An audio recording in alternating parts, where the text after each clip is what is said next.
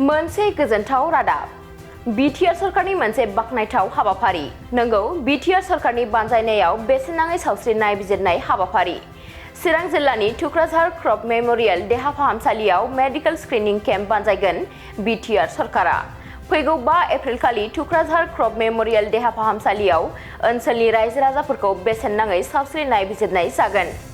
मख'नो गोनांदि medical screening केम्पआव केन्सार, मेलेरिया, किडनी, टाइफयड, जखा बेराम एबा टिबि आरो चाइल्ड स्पेशियलिस्ट बेरामफोरखौ नायबिजिरगोन। बेनि अनगायैबो मेगन, खोमा, हाथाइ नायबिजिरनायजों लोगोसे जर'खायै गायन'कल'जि एबा आइजोफोरनि देहायाव सोमजिनाय माखासे जेंनाफोरखौबो नायबिजिरगोन। बे हाबाफारिखौ Guwahati medical college, Kokrajhar medical college, Fakhruddin Ali Ahmed medical college आरो हस्पिटाल, थुक्राझार क्रप मेमोरियल हस्पिटालनि हेफाजाबाव बिटिआर सरकारा ओनसोलनि रायजो राजाफोरखौ मदद खालामनो बानजायदों आरो बे बेसेन नाङै सावस्रि नायबिजिरनाय हाबाफारियाव रोंगौथि गोनां देहा फाहामगिरिफोराबो बाहागो लागोन। बेनिखायनो जाय नोंथांमोनहा सावस्रि नायबिजिरनो गोसो दं नोंथांमोनहा फैगौ 5 एप्रिल खालि मेडिकेल स्क्रिनिं केम्पआव बाहागो लाहैनो हागोन। थाखो 5 आरो मेट्रिक आनजाद उथ्रिसार जागोन फरायसाफोरनि थाखाय गोजोनथाव रादाब गोनांथि आरो मोजां खाबुफोरखौ लानानै गुन गोनां सोलोंथाइ होनो नोंथांमोनखौ नेनानै दङ। बड'लेण्ड स्टार एकाडेमि क'क्राझारआ 2024 इं मायथाइयाव क'क्राझार थिथागुरि समबाय मावख'नि साखाथियाव गोदानै गायसनजानाय बड'लेण्ड स्टार एकाडेमि क'क्राझाराव 2025-2026 सोलोंथाइ बोसोरनि गोदानै मुं थिसननाया सोलिगासिनो दङ।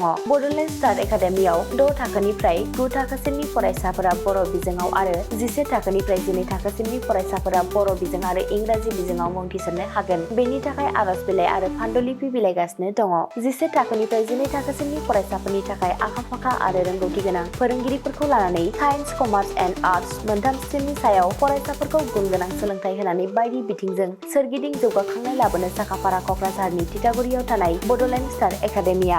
बड'लेण्ड स्टार एकाडेमियाव मुं थिसननोब्ला बाङाइ बेसेनाव मुं थिसननायनि गेजेरजोंनो फरायसाफोरा गाहायाव होनाय माखासे खाबुफोरखौ मोननो हागोन। इंराजि सोलोंनायनि खाबु, साखोन-सिखोन थाखो खथा, बिजाब बाख्रि, बिपिएल थाखोनि फरायसा फरायसुलिफोरनि मुं थिसननायाव 20% मासुल रेहाय होनाय। बेजों लोगोसेनो नोंथांमोनहा JEE नीट आनजादनि थाखाय बेसेन नाङै फोरोंथाय, मान्थलि मक टेस्ट, जिउ राहा दानाय बायदि आयदाफोरनि उफ्रा सोलोंफारिफोरनि खाबुफोरखौ मोननो हागोन। हौवासा आरो हिनजावसाफोरनि थाखाय मुलाम्फा गोनां मोजां जामुं आरो मोजां थाग्रा खथानि खाबु गोनां हस्टेलनि खाबुफोरखौबो मोननो हागोन। बिदिब्ला गोबाव खालामाजासे नोंथाङाबो बड'लेण्ड स्टार एकाडेमियाव थाबैनो मुं थिसननायनि थाखाय सुलाद लादो।